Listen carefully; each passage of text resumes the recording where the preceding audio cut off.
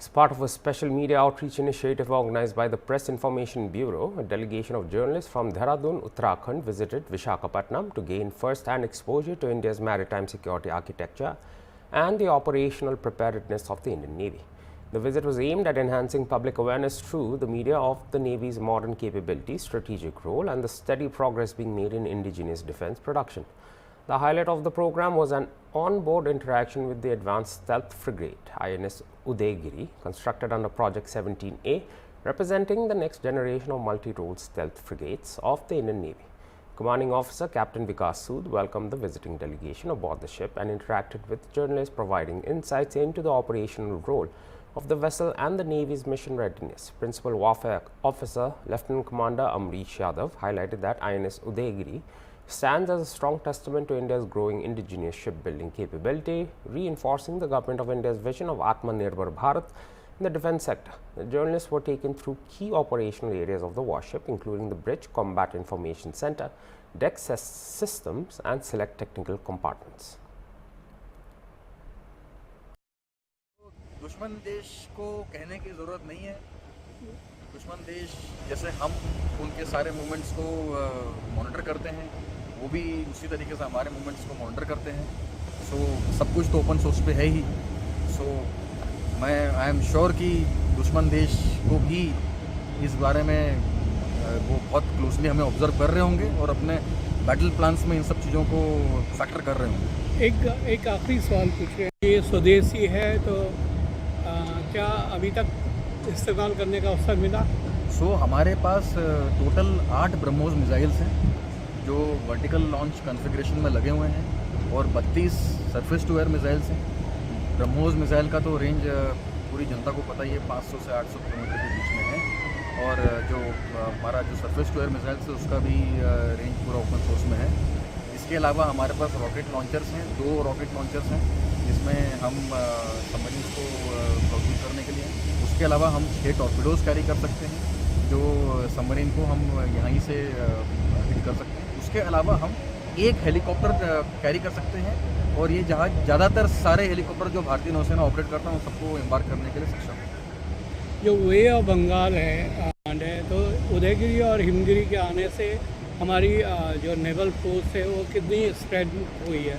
हम हिमगिरी और उदयगिरी के आने के बाद पूर्वी नौसेना कमांड के जो ऑफेंसिव पंच बोला जा सकता है उसको बहुत बड़ा बूस्ट मिला है। इससे पहले हमारा जहाज़ जो नीलगिरी था, सेम क्लास ऑफ शिप, वो 1 साल पहले कमीशन हुआ था। तो अभी हम 3 जहाज़ जो हैं हमने पूर्वी नौसेना कमांड के ऑफेंसिव पंच को बहुत ज़्यादा बढ़ाया है। अभी हाल ही में कुछ दिनों बाद हमारा 4था जहाज़ जो है तारागिरी, सेम क्लास, वो भी यहीं से कमीशन होने वाला है और टोटल 7 जहाज़ इस क्लास के यहाँ पे विशाखापट्टनम में बेस होने वाले हैं जो इस पूर्वी नौसेना कमान के ऑफेंसिव पंच को बहुत ज़्यादा बढ़ा देगा।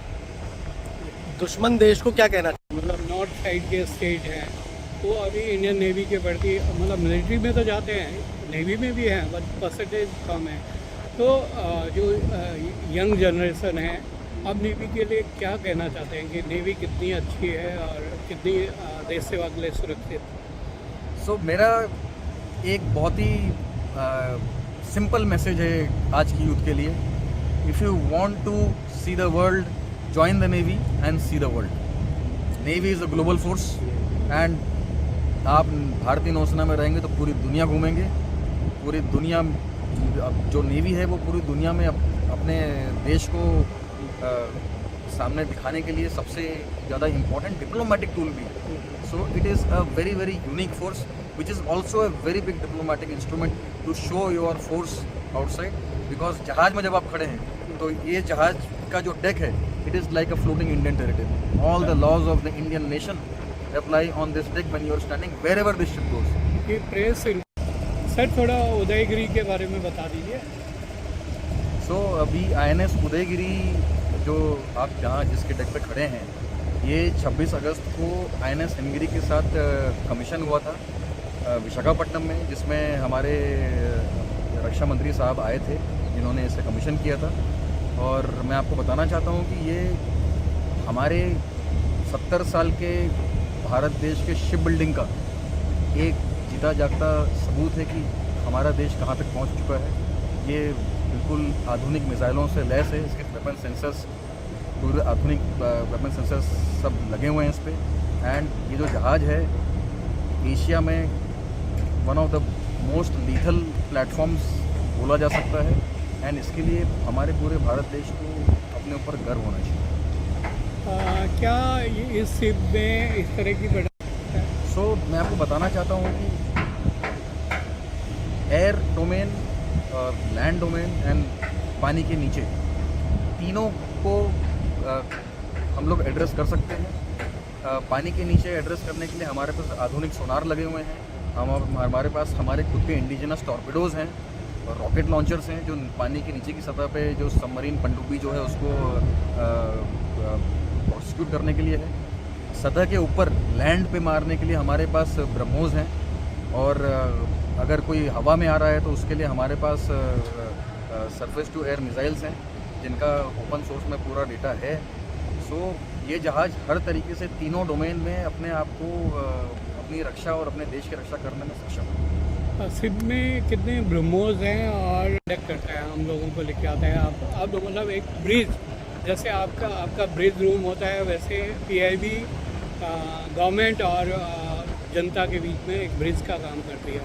तो क्या लगता है आपको कि इस तरह के मतलब जो सिविलियन से आपका संवाद है मीडिया के माध्यम से वो होना चाहिए या उसमें भी कुछ हुआ है? सो मेरा तो ये मानना है कि प्रेस इंफॉर्मेशन ब्यूरो जो वैसे भी जो काम कर रही है वो बहुत ही ज़्यादा सराहनीय है, क्योंकि ये एक माध्यम ऐसा है जिससे हमारी जनता को पता चलता है कि हमारी सशस्त्र सेनाएं क्या कर रही हैं। तो मैं ये कहना चाहूँगा कि ये बहुत ही ज़्यादा सराहनीय काम है जो किया जा रहा है कि PIB के लोगों को यहाँ पे बुलाया जा रहा है। एंड बहुत ज़्यादा अप्रिशिएट किया जाएगा भारतीय नौसेना के द्वारा अगर ये चीज़ें आगे भी होती रहें। And we will fully support. ठीक है, थैंक यू सो मच।